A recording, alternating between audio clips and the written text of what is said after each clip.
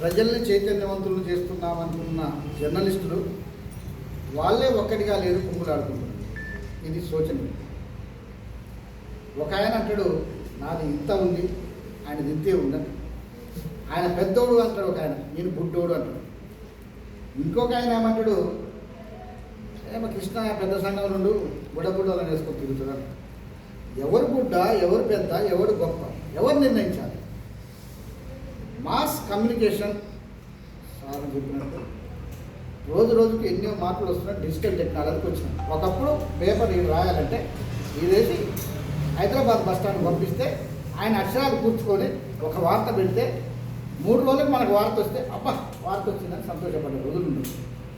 ₹1 అడుక్కోకుండా 20 వార్తలు 30 వార్తలు రాసి ఇంటికి వెళ్ళే సందర్భాలు ఉన్నాయి.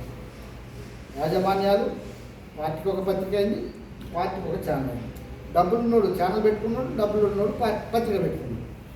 అందులో విలేకరులకు జీతాలు కుటుంబాన్ని పోషించాలి. ఎంతమంది ఎన్ని కష్టాలు పడుతున్నామో వారికి అంతరాత్మ మన మనసాక్షి తెలుసు. వేతనాలు లేక 100 అడిగిండు 50 అడిగిండు కాదు, వాడు బయట తెలిసినట్టు ఆర్థిక కుంభకోణాలు చేసి కోట్లు సంపాదిస్తుంది. మనం కూటి కోసం అక్కడ ఇక్కడ ఏ ప్రెస్ మీట్ జరగబోతున్నా అని రోడ్డు మీద అడ్డా కూలీలు లెక్క నిలబడి పోతున్నాం. సూర్యాపేట ప్రస్తుత పరిస్థితి రోడ్డు మీద అడ్డా కూలి.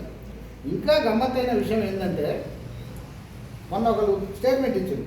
ఇంట్లో వాళ్ళని కించపరిచినట్టు కాదు కానీ ఇంట్లో పనిచేసే వాళ్ళ సంఘం అధ్యక్షురాలు మాట్లాడుతూ అన్నారు.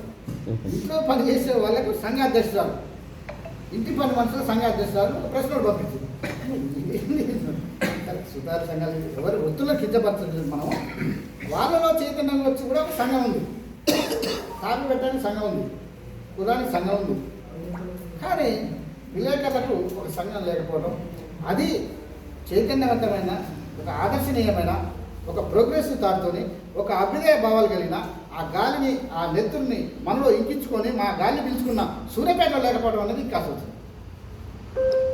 మనం